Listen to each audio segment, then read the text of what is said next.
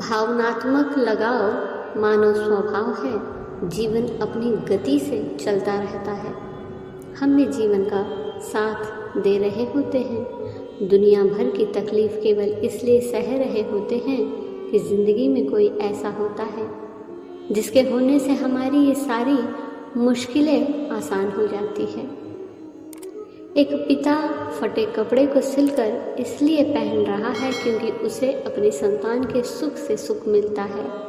एक माँ अपने बच्चे को अपने हिस्से की रोटी खिलाकर खुशी खुशी भूखी सो जाती है। एक प्रेमी टैक्सी का किराया बचाने के लिए पैदल चल रहा है क्योंकि उसे अपनी प्रेमिका को उपहार देना है। एक दोस्त दूसरे दोस्त के साथ रहकर सुरक्षित महसूस कर रहा है क्योंकि वह अपने दोस्त पर भरोसा करता है।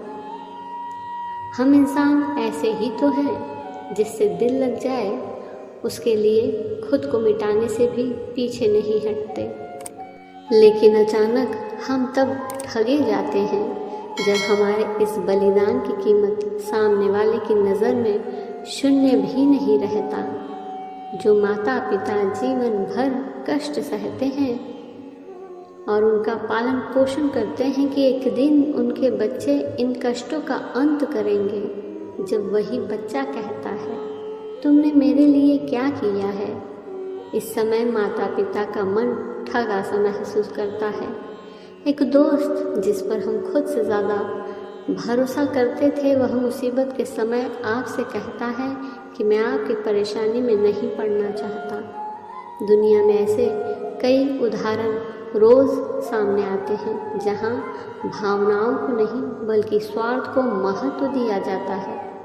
ऐसा क्यों होता है कि वफादारी के बदले वफादारी नहीं मिलती, भलाई के बदले भलाई नहीं मिलती? ऐसा इसलिए होता है क्योंकि इस संसार में कुरूप और मधुर दोनों प्रकार के लोग रहते हैं।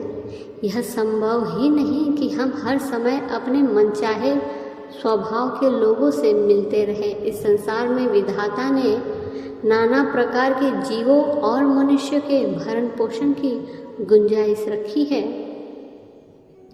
हम जो चाहते हैं वह हमेशा इस संसार की संयुक्त रसोई में नहीं बन सकता। हमें अपनी भावनाओं को किसी के साथ बहुत सोच समझकर जोड़ना चाहिए। बाकी संबंध जो भी हमें चारों ओर से प्राप्त हुए हैं, उनके प्रति अपनी जिम्मेदारी निभाते हुए उनके साथ तालमेल बिठाकर बिना टकराए जीवन गुजार सके। आपको इस बारे में सोचना चाहिए। संसार में हर किसी के साथ अनावश्यक उदारता बरतने की भावुकता अंततः बड़ी महंगी पड़ती है।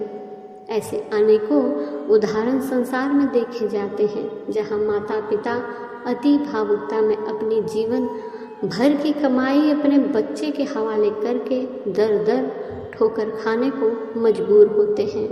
आपको अपना सम्मान करना भी सीखना चाहिए। जब आप स्वयं का सम्मान नहीं करेंगे तब सामने वाला आपका मूल्य कम आंकेगा। हमारी दूसरों से ज़्यादा अपेक्षा भी हमारे दुख का कारण बनती है। किसी भी दूसरे पर ज़रूरत से ज़्यादा भावनात्मक निर्भरता आपको एक दिन आत्महत्या के मार्ग तक पहुंचा सकती है।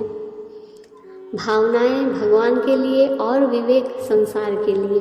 भावनाओं का फ्रिज अगर संसार के सामने खोलोगे तो वह अपने स्वार्थ की चीज़ें उसमें से निकाल लेगा और फिर लात मार कर बंद करेगा। जब आपका वास्ता अनगढ़ों से पड़ता है, ज़्यादातर देखें तो कई बार जीवन में आप तब अपने को फंसा हुआ पाते हैं जब आपका वास्ता अनगढ़ों से पड़ता है। ये विचित्र प्राणी अहंकारी और दुराग्रही तो होते ही हैं। इनमें स्वयं की विवेक क्षमता भी नहीं होती और किसी निर्णय पर पहुंचने इनके बस की बात नहीं होती। इनसे ना तो आपको छोड़ते बनता है और ना अपनाते। अपने साथ यह आपको भी अनिर्णय की स्थिति तक पहुंचा देते हैं। हमें ऐसे कच्चे कट्टरपंथियों के प्रति वही तरीका अपनाना चाहिए जो मनोरोगियों के प्रति अपनाया जाता है। ना क्षमा प्रार्थी बने, ना इलाज में मुंह मोड़े। ऐसे लोगों से जहाँ तक संभव हो भावनात्मक संबंध रखने से बचना चाहिए।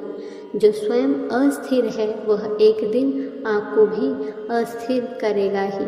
जो जैसा है उसके साथ कुछ हद तक आप वैसे बन ही जाओगे। जीवन में जो भी आपको भावनात्मक रूप से अस्थिर करे उससे संभल कर व्यवहार करें। अगर आप भावनात्मक रूप से चोटिल हो जाए तो सबसे पहले बाहरी परिस्थिति को संभालने से पहले अपने भीतर की भावनात्मक स्थिति को संभालें। जो भीतर सुलझ जाएगा वह बाहर ज़्यादा दिन उलझा नहीं रहेगा।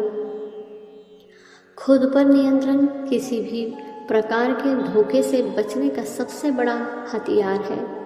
श्रेष्ठ की संगति करो और उनसे प्रेरणा लो। किसी भी व्यक्ति के नज़दीक जाने और उसे दोस्त बनाने से पहले ये जांच लेना चाहिए कि सामने वाला किसी लालच में तो नहीं जुड़ रहा। लालची व्यक्ति का सर्वनाश जल्द ही हो जाता है। मनुष्य को अपनी कमजोरियों को सबसे सामने व्यक्त नहीं करना चाहिए। ज्ञानी व्यक्ति जीवन में हर कदम सोच समझ कर रखता है, क्योंकि ज्ञानी व्यक्ति में परिस्थितियों को समझने की क्षमता होती है और वो आसानी से विकट परिस्थिति को समझने की क्षमता रखता है और वो आसानी से विकट परिस्थिति को भांप लेता है। ऐसे धोखे खाने की संभावना खत्म हो जाती है। जिंदगी को खेल की तरह लेना सीखो। एक खेल में हारने से थोड़ी देर का दुख ज़रूर होता है, पर अगले ही क्षण अगले की तैयारी में खिलाड़ी जुट जाता है। जीवन में सुख दुख हार जीत आती जाती रहती है।